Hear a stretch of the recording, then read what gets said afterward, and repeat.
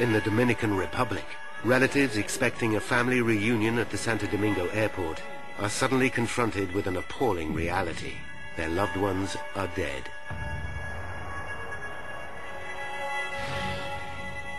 Hector cannot leave until he knows what has happened to his parents. He waits, hoping desperately. With the fire under control, the body count and identification of victims is underway. Mayor Giuliani holds a press conference. We have so far recovered 132 bodies.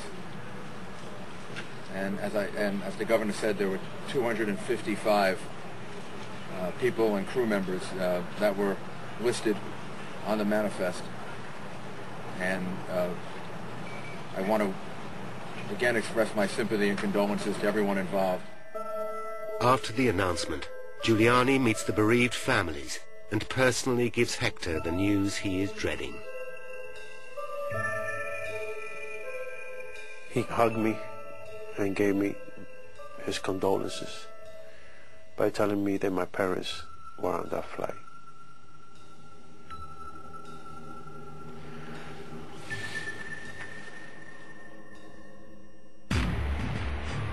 It's just 2 months and 1 day since 9/11. The parallels with America's worst terrorist outrage are striking. America looks to the White House for answers.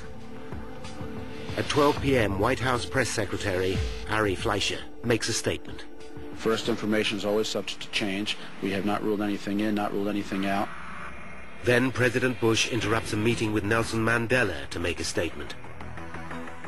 We sent our FEMA teams over, the FBI is over there, and this investigation is being led by the National Transportation Safety Board to make sure that the facts are fully known to the American people. How did Flight 587 end in catastrophe? Why did one of the most reliable aircraft in service break up in mid-air and come crashing down on a residential suburb? Now, by going deep into the investigation, we can reveal the facts behind one of the worst aviation disasters in U.S. history, and how the truth sent shockwaves through the entire industry. Less than an hour after the crash, 21 NTSB officials, the GO team as they are called, are on their way. The man in charge is Bob Benson, a veteran investigator who's handled 94 major air disasters, including the 1988 Lockerbie bombing over Scotland. But not even Lockerbie can prepare him for pressure like this. It was particularly important for us to get this one right the first time. There was no payback in changing our minds or anything like that. Benson knows that the early hours of an investigation are the most critical. His team start gathering evidence at the crash site, a dangerous, shocking, and distressing business. From a personal standpoint, I'll take deserts, I'll take cornfields, I'll take mountaintops, I'll take swamps before I'll ever investigate accidents in cities. Potentially crucial clues also come from the surrounding area and from eyewitnesses who saw the plane break up in flight. And then the whole plane shook and the tail came apart. That's all I saw, and then it, boom. Both engines landed 245 meters before the plane. One fell onto a house, the other on a service station. The location of the two engines relative to the main crash site could provide an important clue. By plotting exactly where debris has landed, investigators should be able to determine the breakup sequence. The debris is scattered everywhere. Police and army boats are called in to gather parts from Jamaica Bay. Then, Benson personally witnesses a major discovery as he drives along the coast road.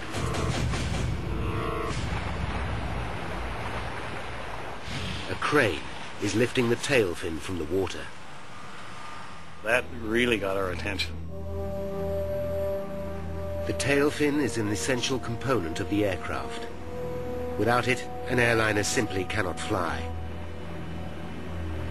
The fin was found floating in the water 1.2 kilometers behind the main crash site. For the investigators, this is clear evidence that it must have been one of the first parts to break away. It could be at the very heart of the accident. But what could have caused such a catastrophic failure? For a tail to simply fall off a plane is virtually unprecedented. Of the hundreds of eyewitnesses who saw the crash, there is no doubt this was a bomb. And I saw an explosion in the sky, and I saw the plane. It looked like one of its wings fell off. Just aiming for the ground, and I felt an impact, and then I saw smoke. And my neighbor was yelling, "Take cover," and I really thought, this is it, they've started bombing now. Even for a trained investigator, it's difficult not to jump to conclusions. We're not supposed to speculate at early stages of any investigation. It was very hard not to in this particular case. Hang on to it. Hang on to it. Hey, Mike, get over here. Right there. After the crash of an airliner into the New York borough of Queens, FBI forensic experts are searching for evidence of a bomb. They are also hoping to find two other key pieces of evidence: the plane's black boxes. The cockpit voice recorder should have recorded everything that was said by the pilots. The flight data recorder could tell them exactly how the plane performed throughout the flight. Each of the black boxes might unlock the mystery of the crash, but lead investigator Bob Benson knows finding either of them is likely to take days. Even then, they could be badly damaged. But just hours into the search comes an amazing stroke of luck. Marion Blakey, spokeswoman for the NTSB, makes an announcement. We have recovered the cockpit voice recorder. By now, there is a frenzy of speculation over the incident. Terrorism is foremost in people's minds. But for Benson and the NTSB, the lack of any corroborating evidence to support the theory is troubling. There is no sign of suspicious activity at the airport, and no group has stepped forward to claim responsibility for the crash. They take a calculated risk and announce that even at this early stage, they believe this was not a deliberate act. It is the case that the National Transportation Safety Board is the lead agency because all information we have currently is that this is an accident. The plan backfires. Suspicious New Yorkers start to wonder if this is a cover-up. The NTSB takes steps to reassure the public. Should there be any indications of criminal activity, we will certainly make certain that the public knows as soon as we are aware of that, and the investigation would change at that point appropriately. For Benson and his team, the pressure is mounting. Finding the cockpit voice recorder is a huge step forward. With one of the black boxes and the tail fin in his possession, hopes are high they will be able to piece together the reasons behind the crash. Although the recorder is damaged, the tape is still intact and is rushed to NTSB headquarters in Washington. Away from the glare of the media, investigators start to analyze the chilling final moments of the flight. Let's go for power, please. Every word, every sound is carefully analyzed. 89 seconds into the flight comes a chilling sound on the tape. There is a loud bang. Immediately afterwards, the crew can be heard struggling with the controls. You all right? Yeah, I'm fine. Hang on to it. Hang on to it. Could this bang be the sound of an explosion? Perhaps there was a bomb after all. With the second black box, the flight data recorder still missing in the smoking wreckage, Benson knows that the truth will be hard to find.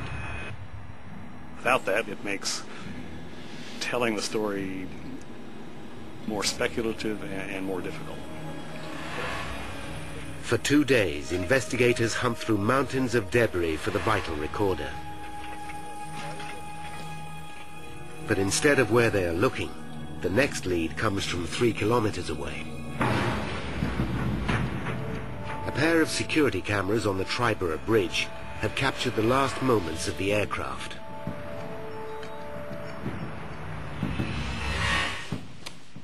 These tapes could hold the key to the disaster. In the grainy footage, the Airbus can just be seen as a black dot. On one camera,